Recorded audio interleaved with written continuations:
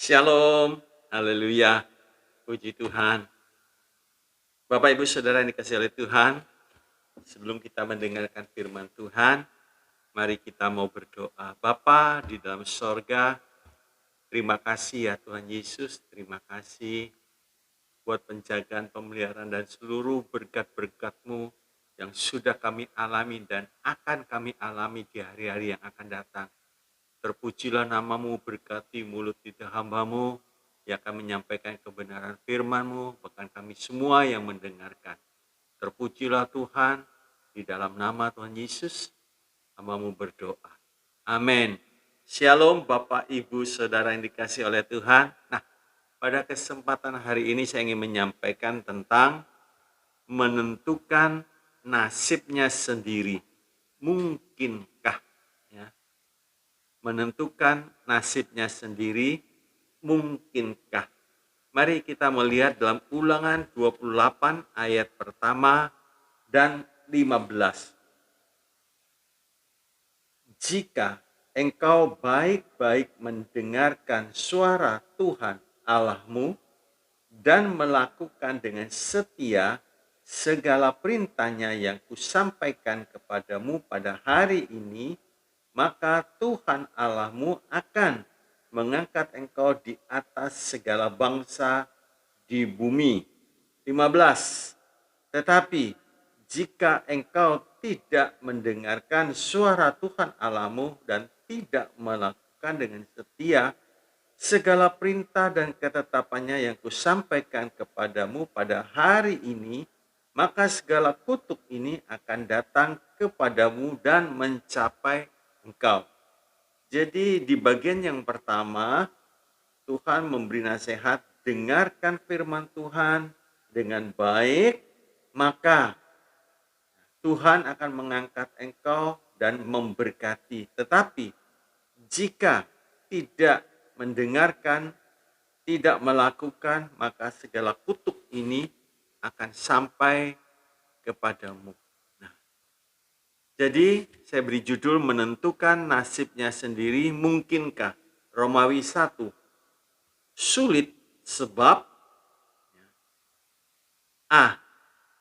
kita tidak tahu hari-hari yang akan datang.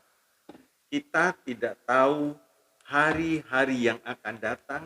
Di dalam kitab Yakobus 4 ayat yang ke-13 dan 14. Dikatakan demikian, jadi sekarang, hai kamu yang berkata, hari ini atau besok kami berangkat ke kota Anu, dan di sana kami akan tinggal setahun dan berdagang serta mendapat untung. 14.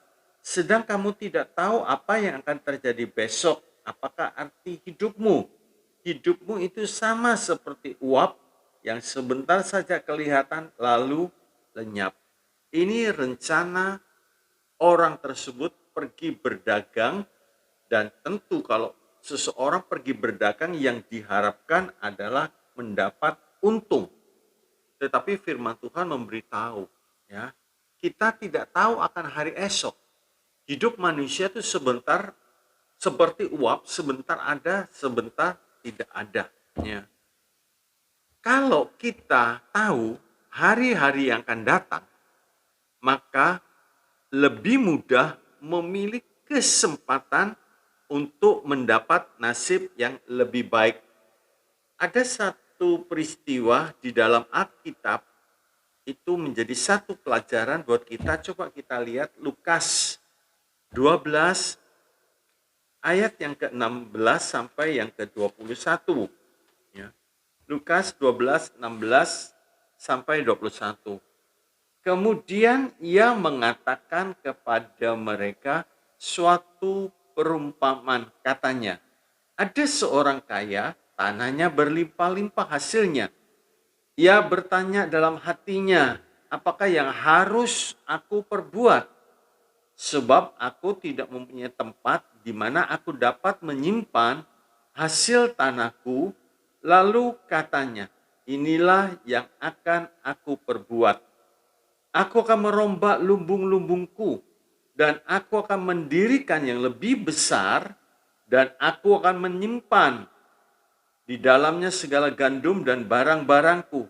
Sesudah itu aku akan berkata kepada jiwaku, jiwaku, ada padamu banyak barang tertimbun untuk bertahun-tahun lamanya. Beristirahatlah, makanlah, minumlah, dan bersenang-senanglah.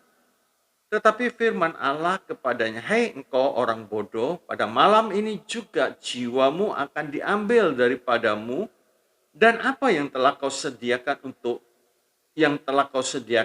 untuk siapakah itu nanti? Demikianlah jadinya dengan orang yang mengumpulkan harta bagi dirinya sendiri, jikalau ia tidak kaya di hadapan Allah." Nah, ini seorang pengusaha yang sukses, yang berhasil, dia merencanakan untuk membuat tempat penyimpanan hasilnya supaya nanti satu kali bisa dinikmati hasilnya itu bertahun-tahun dan menikmati kesenangan dari apa yang sudah didapatkan. Ini rencana manusia, ya. Ini satu rencana yang indah, yang baik, saudaraku. Tetapi dia lupa. Dia tidak tahu apa yang bakal terjadi di jam-jam kemudian, di hari-hari kemudian, sama sekali dia tidak tahu. Sebab itu pada waktu dia mengumpulkan hasilnya, firman Tuhan mengatakan, "Hei bodoh, kalau malam ini juga nyawamu diambil, untuk siapa itu semua?" Nah, begitu juga saudaraku, ya. Kita boleh berusaha, kita boleh merencanakan, kita boleh menentukan nasib kita, tapi tanpa melibatkan Tuhan, hasilnya sia-sia. Nah, di satu kisah berikutnya, ada seorang perempuan Kanaan, ya. Dia mempunyai anak yang sedang dirasuk oleh setan. Orang berkata, orang melihat ini nasibnya pasti jelek. Ya. Sebab orang dirasuk setan.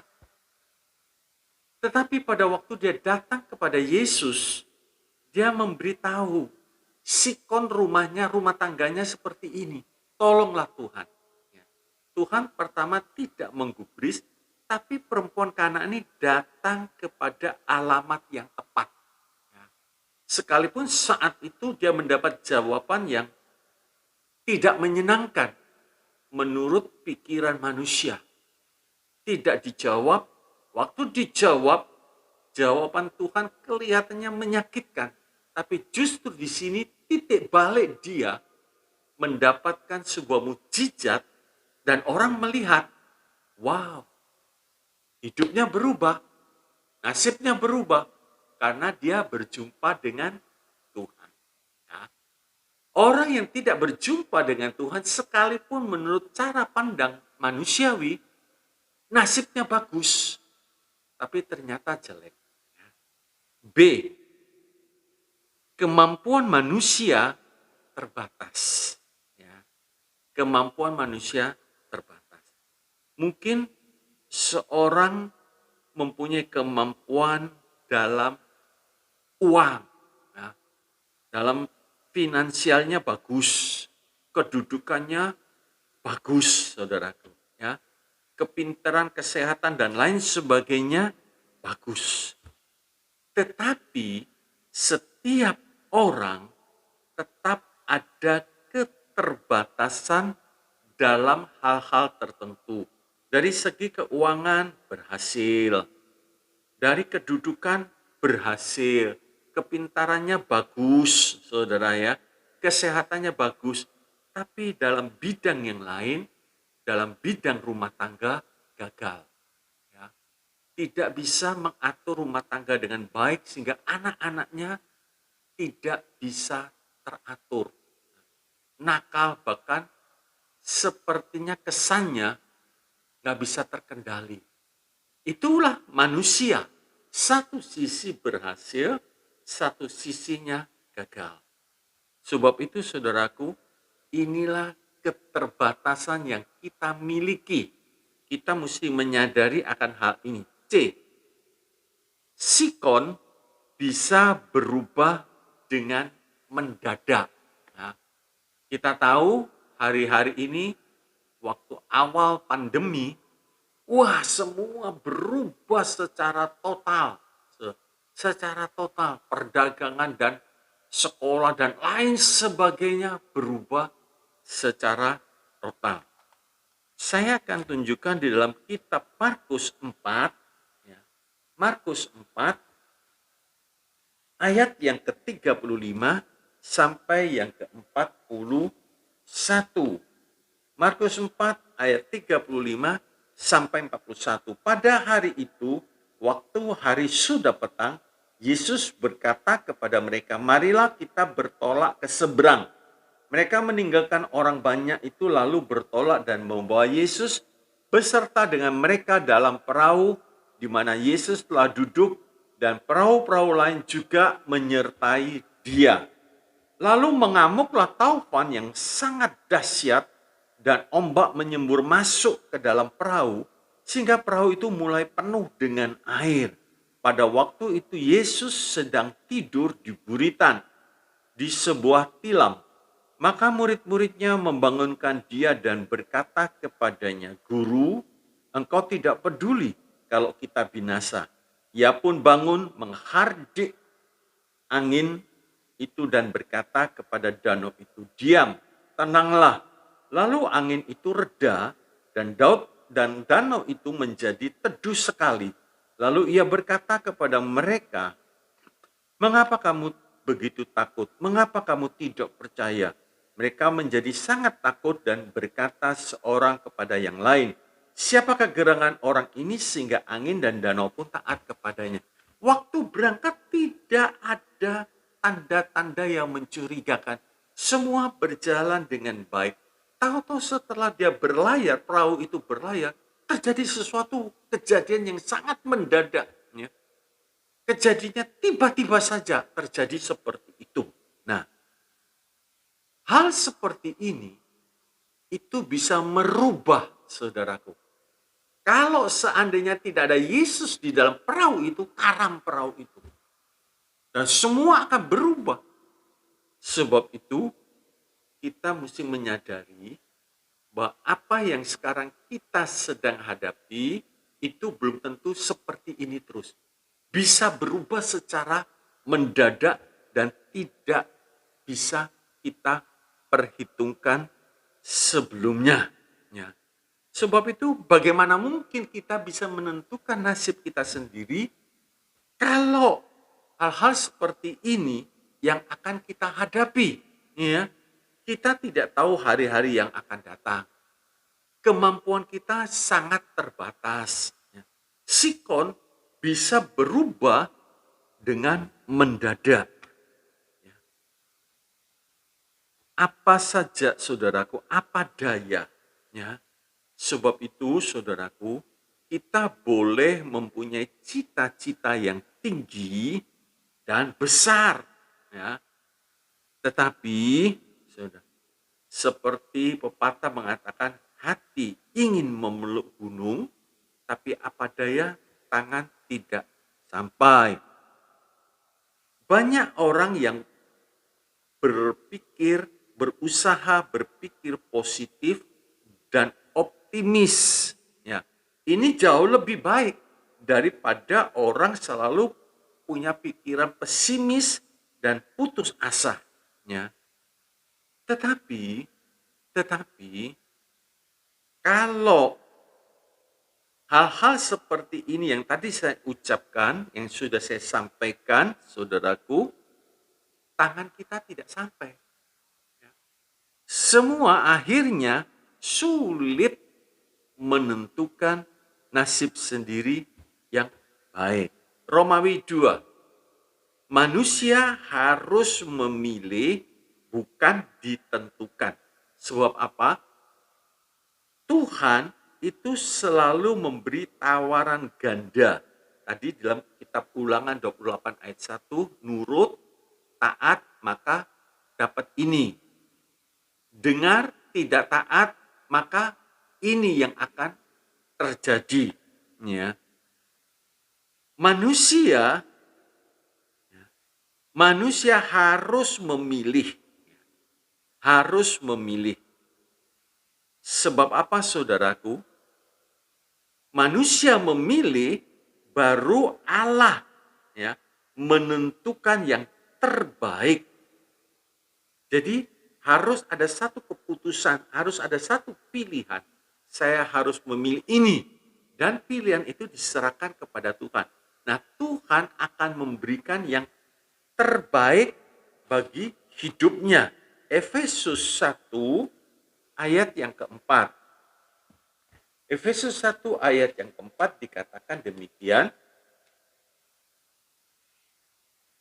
Sebab di dalam Dia Allah telah memilih kita sebelum dunia dijadikan supaya kita kudus dan tidak bercacat di hadapannya.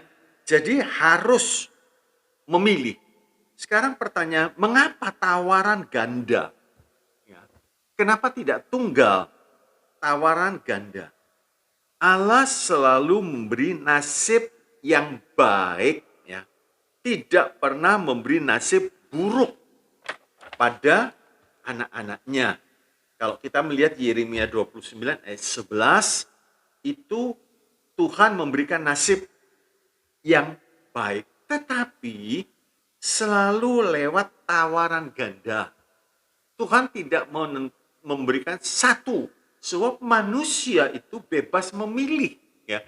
Tapi kalau manusia itu memilih pilihan yang sudah ditentukan Allah, itu pilihan yang paling baik, yang terbaik, dan pasti mengalami nasib yang baik, bahkan bisa bersukacita, ya.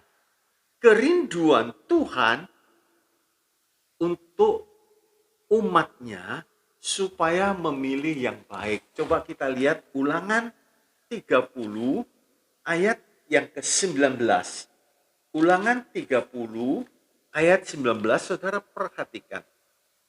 Aku memanggil langit dan bumi menjadi saksi terhadap kamu pada hari ini.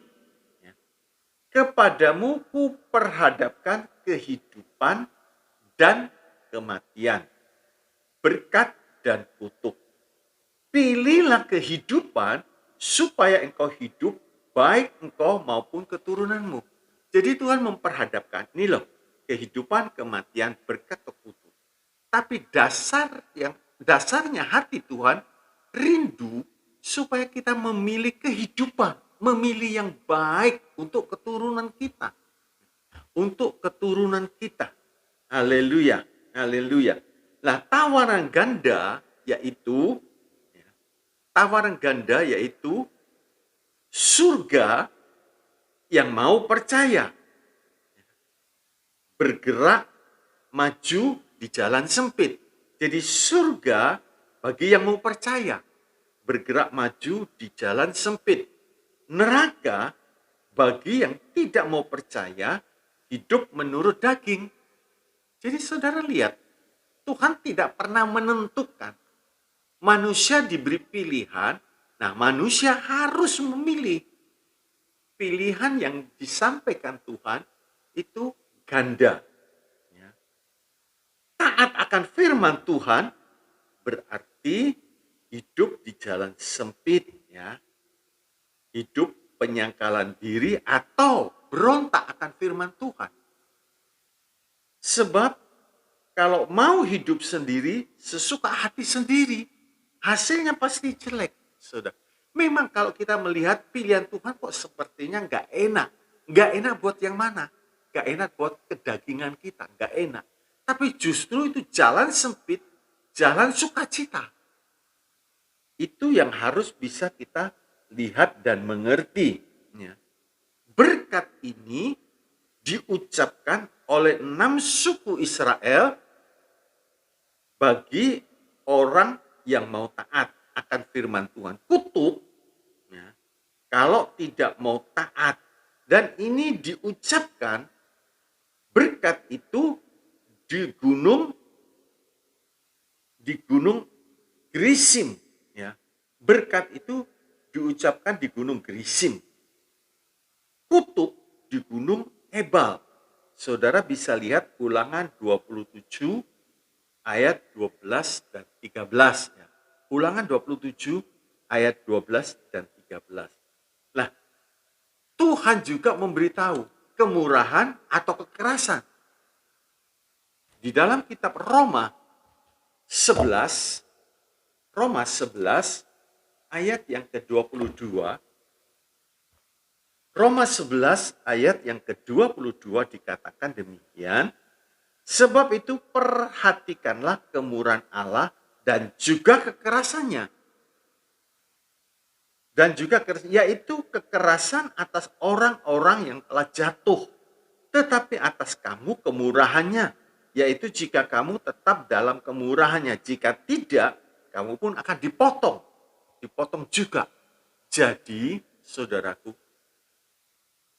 pribadi Tuhan tuh keras bagi orang yang tidak mau bertobat, tapi pribadi Tuhan tuh murah bagi orang yang mau bertobat, ya.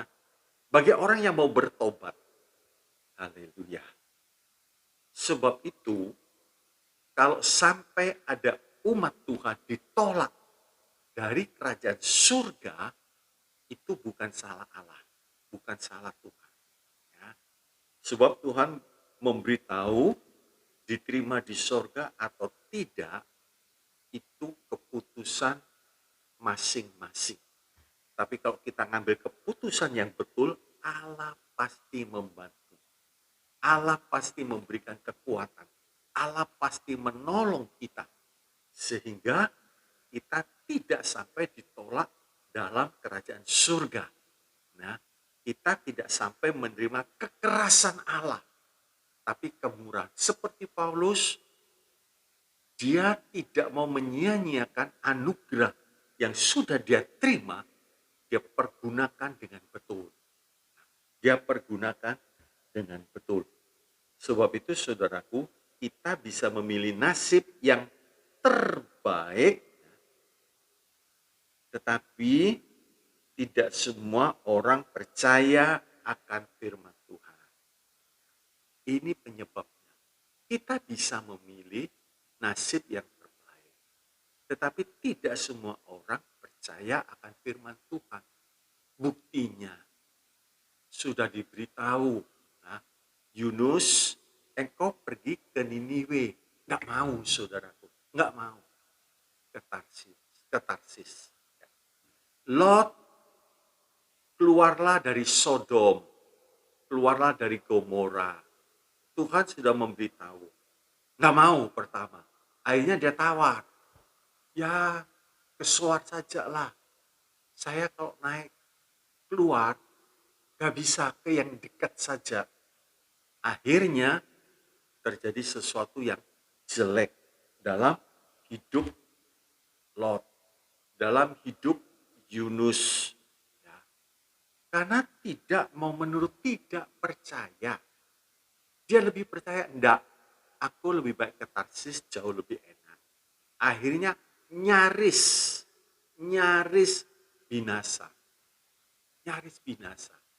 Yudas diberitahu oleh Tuhan, jangan mencuri, taat, nggak mau. Akhirnya uang didapat, dia jalan menurut kehendak sendiri, uang didapat.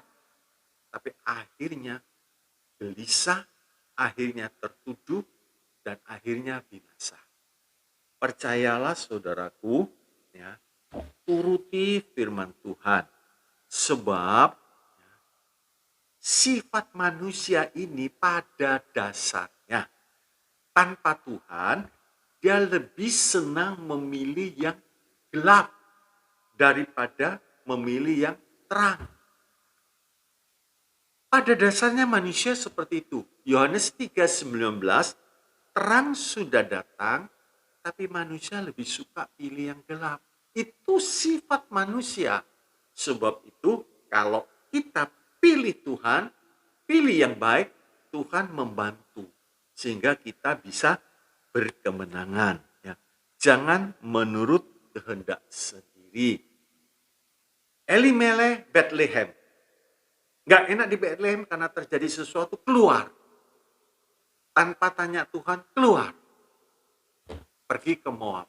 Dapat di Moab, tapi akhirnya kematian yang didapat. Percayalah saudaraku, manusia itu sulit memilih. Sebab pada dasarnya manusia itu lebih condong kepada gelap. Lebih condong kepada dosa daripada hidup dalam kekudusan. Itu manusia. Ya. Romawi 4. Iblis selalu memberi pilihan tunggal. Kelihatannya lebih simpel, kelihatannya lebih enak. Ya. Pada waktu iblis memberikan tawaran kepada Tuhan Yesus, tunggal. Sembah aku, dapat dunia. Dia tidak memberitahukan yang lain. Dia tidak kalau nyembah iblis, binasa. Enggak diberitahu. Sembah dunia, sembah aku, nanti kamu dapat kekayaan. Nah, itu tunggal pilihannya, saudaraku. Ya. Iblis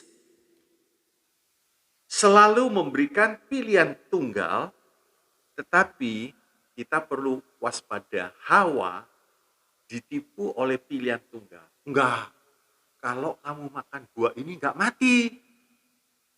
Tapi justru kamu nanti jadi seperti Allah. Bisa tahu semua. Nah, yang sisi negatifnya tidak diberitahu, ditutup. Sebab apa? Iblis itu pembohong. Memang kelihatannya simpel, pilihan satu. Sudah, sembah aku nanti kamu dapat. Ya, dapat semuanya. Saudara perhatikan, orang yang menyembah iblis dapat kekayaan, tapi jiwanya binasa. Berapa banyak cacat-cacat yang dialami selagi di dunia. Ada orang ingin kaya, dia sembah setan. Dia taati setan. Dapat kekayaan, tapi anaknya jadi korban. Ya. Kadang istrinya bisa jadi korban. Keluarganya bisa jadi korban, dapat kekayaan. Yang ini tidak disebutkan, tidak diberitahu. Kalau kamu nyembah setan, nyembah aku, kamu dapat kekayaan tapi kamu mati. Ya nggak mau orang. Pasti nggak mau memilih. Sebab itu kita mesti sadar, di dalam Yohanes 8:44, iblis itu pembunuh, pembohong. Jangan percaya. Ya. Jangan percaya kepada dusta setan. Contoh yang jelas itu Hawa. Contoh yang jelas. Ditipu habis-habisan. Hawa pikir, kalau jadi seperti Allah kan enak. Sisi yang lain tidak diberitahu. Tidak diungkapkan oleh setan. Hanya satu, tunggal. Berhasil begitu. Sukses. Ya, berapa banyak orang ya menyembah kepada berhala dan lain sebagainya, tidak diberitahu akibatnya. Yang diberitahu yang akan diterimanya. Manusia itu pokoknya senang sembah dapat. Nah, sembah dapat. Tapi yang sisi satunya gak diberitahu. Bapak, Ibu, Saudara yang dikasih oleh Tuhan, kita mesti waspada. Ya. Kalau Tuhan terbuka terang-terangan, kamu mau taat, ini kamu harus jalan. Pikul salib, ikut Tuhan setiap hari, hidup kudus. Yang satunya kalau kamu tidak taat, kamu menerima kutuk. Tapi kalau kita taat, pikul salib, ini berlabuh di dalam kerajaan sorga. Senang. Nah, itu Tuhan memberitahu dengan jelas. Kamu dengar, kamu taat, kamu sedang membangun rumahmu di atas dasar batu. Nanti kesukaran akan datang, tapi tidak roboh kamu. Tapi kalau kamu mendengar, tidak taat, rumah didirikan di atas dasar pasir, roboh. Jadi orang tuh melihat, kalau aku taat, berarti rumahku kuat. Tapi kalau tidak taat, rumahku hancur. Haleluya. Nah, cara menentukan nasib yang baik, Romawi 5, cara menentukan nasib yang baik, kita perlu ingat ya, Tuhan Yesus selalu memberikan tawaran, mau nasib yang baik, mau nasib yang jelek, ini ya. Manusia itu saudaraku sulit dan bahkan tidak mungkin bisa memilih nasib yang baik. Ya. Dunia saja sangat sulit ya. Nasib baik di dunia saja sangat sulit, saudara. Sangat sulit. Bisa-bisa berakhir di penjara.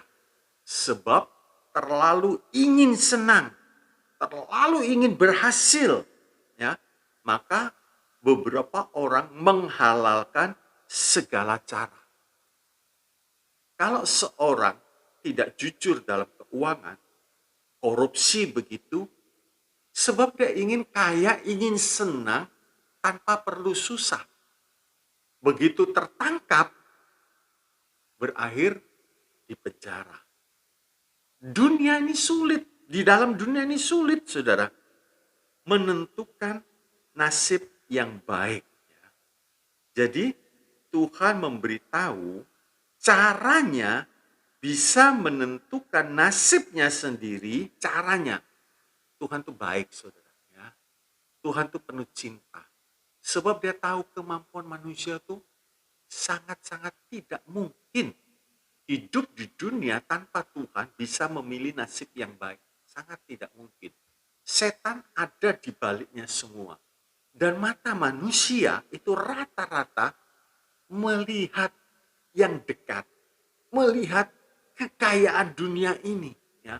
Padahal dunia dan segala isinya sudah diserahkan ke dalam tangan setan. Sebab itu manusia tanpa Tuhan pasti arahnya ke arah gelap. Cari keberhasilan, cari kekayaan dengan cara-cara yang tidak baik. Tapi kalau kita di dalam Tuhan, kita bisa berhasil, kita bisa sukses ya, tanpa melakukan pelanggaran. Nah, sebab itu bagaimana caranya bisa menentukan nasibnya sendiri? Satu, percayalah Tuhan Yesus dengan segenap hati. Tanpa cadangan, tanpa reserve. Percaya, kuburkan hidup yang lama. Kuburkan pikiran-pikiran yang lama. Pakai cara hidup yang baru. Nah, sebab itu firman Tuhan berkata, kalau kamu sudah dibangkitkan bersama dengan Kristus, artinya kita menguburkan cara hidup kita yang lama, dikuburkan, bangkit bersama dengan Kristus, selesai tidak. Cari perkara-perkara yang di atas, di mana Yesus ada, duduknya di sebelah kanan Allah Bapa. Jadi saudaraku, kita melihat, percaya Tuhan Yesus dengan segenap hati, habis itu cari perkara-perkara yang di atas. Di mana Kristus ada. Haleluya. Haleluya. Cari saudaraku. Langkah pertama, percaya dengan betul, percaya dengan segenap hati. Tindakan berikutnya, kuburkan hidup yang lama, kuburkan. Pakai cara hidup yang baru. Sebab firman Tuhan mengatakan, siapa yang ada di dalam Kristus, dia menjadi satu ciptaan yang baru, yang lama sudah berlalu, yang baru sudah terbit. Kalau kita menjadi ciptaan yang baru, tapi kita tidak mau mengubur hidup yang lama, nggak mungkin. Sebab Efesus 4 dikatakan demikian. Efesus 4 ayat yang ke-29, ya. Ayat yang ke-28 saya bacakan. Orang yang mencuri, janganlah ia mencuri lagi. Tetapi baiklah ia bekerja keras dan melakukan pekerjaan yang baik dengan tangannya sendiri. supaya ia dapat membagikan sesuatu kepada orang yang berkekurangan. 29, janganlah ada perkataan kotor keluar dari mulutmu, tetapi pakailah perkataan yang baik untuk membangun di mana perlu, supaya mereka yang mendengarnya beroleh kasih karunia. Ya, nggak bisa. Gelap, terang dicampur nggak bisa. Hidup baru, hidup lama nggak bisa. Itu Tuhan mengatakan di dalam kitab Injil Lukas 5:39, anggur yang baru nggak bisa dimasukkan dalam kantong kulit yang lama, pecah. Nah, kain yang baru, kain yang lama ditampal dengan kain yang baru nggak bisa, robeknya lebih besar. Nggak bisa. Jadi kita harus mau pakai cara hidup yang baru, yaitu di dalam Kristus. Kalau dulu penipu, ya jangan dipakai lagi, nggak bisa. Kalau dulu nggak jujur, ya jangan dipakai. Ya, tadi sudah jelas Efesus 4:28-29, mencuri jangan lagi, ya, jangan lagi, jangan ada perkataan yang kotor. Kita kalau di dalam Tuhan nggak mungkin bisa mengeluarkan perkataan yang kotor selama kita hidup dipimpin oleh Roh Kudus. Ya, selama itu. 2, mengerti dengan betul bahwa tawaran Allah ganda. Ya. Mengerti dengan betul bahwa tawaran Allah ganda. Jadi saudaraku, jangan kecewa kalau Tuhan berkata, kamu mau ikut aku, pikulah salibku. Nah, waktu Tuhan berkata kepada seorang pemuda, apa yang ada Tauratmu? Dia sebutkan begini semua. Baik.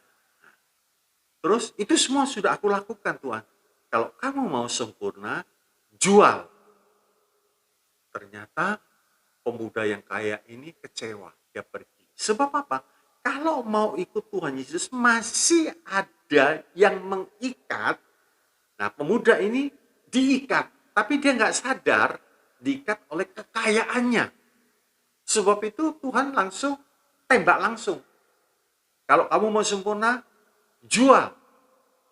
Jual. Lepaskan kekayaan itu. Berikan kepada orang lain. Orang miskin. Berikan. Gak bisa. Padahal hukum-hukum yang lain sudah ditaati. Tapi kalau satu ini gak ditaati, percuma ikut Tuhan. Percuma. Sebab masih ada ikatan. Ya. Tuhan berkata begini, kalau kamu sedang membajak, terus kamu menoleh ke belakang, kamu tidak layak bagi kerajaan surga. Jadi kalau ikut Tuhan harus dengan sepenuh, sebulat hati, dengan seluruh kekuatan kita, baru kita bisa ikut Tuhan. Tapi kalau kita masih ada cadangan, ini yang bikin kita gagal. Ya, ini yang bikin gagal.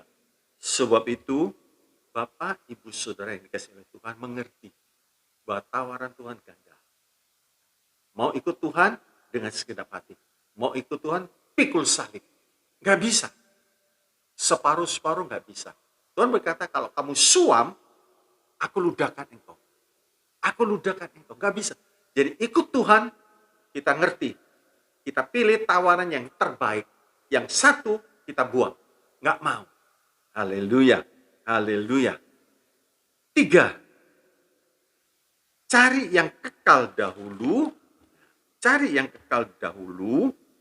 Maka sebagai hasilnya, juga mendapat nasib yang baik di dunia. Cari yang kekal dahulu, maka sebagai hasilnya juga mendapat nasib yang baik di dunia. Sebab itu Tuhan berkata, carilah dahulu. Nah, jadi yang utama, yang terutama, cari dahulu kerajaan Allah serta kebenarannya. Maka sekaliannya akan tambahkan kepada kita. Itu pertama. Jangan dibalik, saudara. Maka sebab itu Tuhan berkata, apakah untungnya bagimu kalau kamu dapat seluruh dunia ini, tapi jiwamu binasa? Dengan kata lain, sekalipun kau kaya raya, berlimpah harta, tapi kalau kamu tidak memiliki keselamatan yang kekal, sia-sia. nggak ada guna. Sebab apa? Pada waktu mati, kita tidak bawa apa-apa, nggak bawa apa-apa.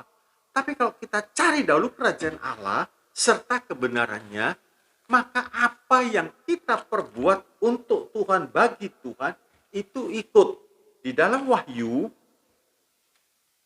14 ayat yang ke-13, dan aku mendengar suara dari sorga berkata, tuliskanlah, berbahagialah orang-orang mati yang mati dalam Tuhan sejak sekarang ini, sungguh kata Roh, supaya mereka boleh beristirahat dari jerih lelah mereka, karena, ini perhatikan, karena segala perbuatan mereka menyertai mereka. Jadi kalau kita pilih yang baik, kita melakukan kehendak Tuhan, itu penaburan. Itu satu perbuatan yang baik. Satu kali, waktu kita mati, harta jasmani semua nggak dibawa, tapi perbuatan baik ini ikut menyertai kita. Ikut menyertai kita. Sebab itu Tuhan tunjukkan, cari dulu kerajaan Allah. Jangan kumpulkan harta dunia ini, dapat seluruh dunia ini, tapi jiwamu binasa. Nggak ada guna. Tidak ada guna. Sebab kehidupan di dunia ini pendek. Firman Tuhan mengatakan 70-80. Ya, tapi pada kenyataan ada sih 90, bahkan ada yang 100 lebih. Tapi kelebihannya itu sia-sia, penderitaan semuanya. Dan untuk apa? Hidup menderita, mati, masuk neraka. Saudaraku, ini perlu dicamkan baik-baik. Hidup di dunia sementara. Hidup setelah kematian kekal. Tidak ada akhirnya. Sebab itu jangan salah memilih. Jangan salah memilih. Cari yang kekal dulu. Cari yang kekal dulu. Ya, cari yang kekal. Bapak, Ibu, saudara yang dikasihi oleh Tuhan, sebetulnya Tuhan sudah membuatkan rencana nasib yang terbaik untuk setiap orang beriman, supaya kita melakukan. Jadi Tuhan sudah membuat rencana, kalau sekarang kita istilahnya jalan tol, itu sudah dibuatkan jalannya, tinggal kita jalan di jalan itu sampai di tujuan. Efesus 2 ayat ke-10 dikatakan, karena kita ini buatan Allah, diciptakan dalam Kristus Yesus untuk melakukan pekerjaan baik yang dipersiapkan Allah sebelumnya. Ia mau supaya kita hidup di dalamnya. Jadi Tuhan sudah mempersiapkan. Jadi kita pilih Tuhan, nah ini Tuhan persiapkan. Kita tinggal jalani saja. Maka kita akan berlabuh dalam kerajaan surga. Haleluya. Kalau orang beriman berkata, nunggu, nasib itu nunggu kalau ada bulan jatuh, kejatuhan bulan. Ya. Tapi Tuhan tidak. Anak-anak Allah tinggal pilih nasib. Ya. Tuhan pilihkan nasib yang terbaik, top, kelas 1. Tapi ternyata waktu berjalan gagal. Kembali lagi bertobat. Rencana kelas 1-nya berubah menjadi rencana kelas 2. Gagal lagi, bertobat sungguh-sungguh. Nah, akhirnya yang didapat rencana kelas 3 itu sudah bersyukur, saudara. Sudah bersyukur. Haleluya. Nah, asalkan kita mengerti kebenaran ini dengan baik-baik, jangan mempermainkan kemurahan Tuhan. Oh, ada kelas 1, ada kelas 2, ada kelas 3, mungkin ada kelas selanjutnya. Jangan mempermainkan.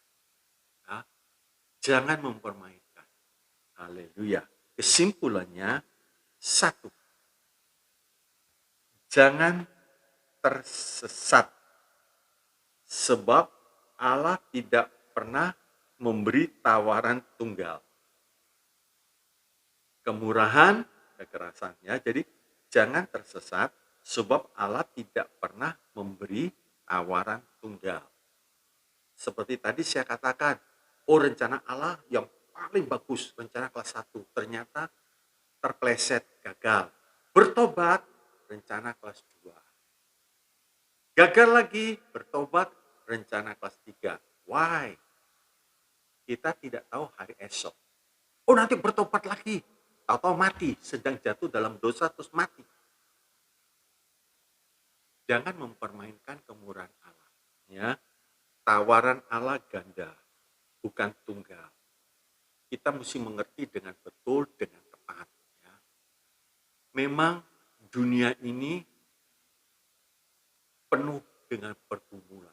Tapi pencobaan kesukaran yang datang tidak pernah lebih dari kekuatan kita. Artinya kita pasti bisa menang. Tapi karena kebebalan, kebodohan manusia, kebodohan umat Tuhan, masih mau menerima tawaran dari seberang. Waktu dia sadar kembali,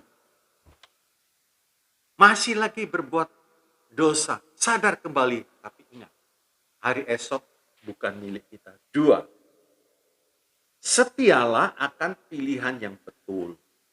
Setialah akan pilihan yang betul sehingga bisa diolah dan tumbuh makin seperti Kristus. Sebab itu setia. Setia itu bukannya tidak ada godaan, ada. Tapi setia yang betul, tetap dalam pilihan yang betul. Sehingga Tuhan sempat mengolah kita dan terus bertumbuh sampai seperti Kristus.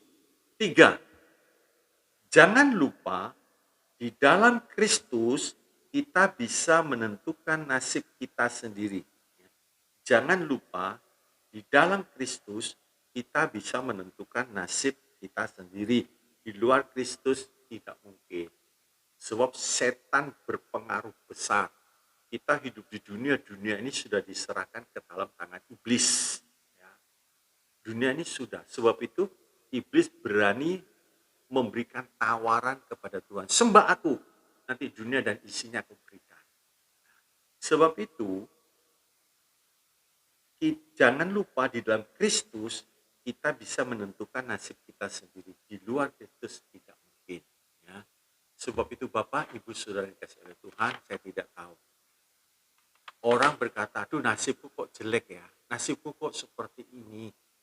Percayalah, kalau saudara sudah menjadi ciptaan yang baru di dalam Tuhan, jangan hidup lagi dengan cara hidup yang lama.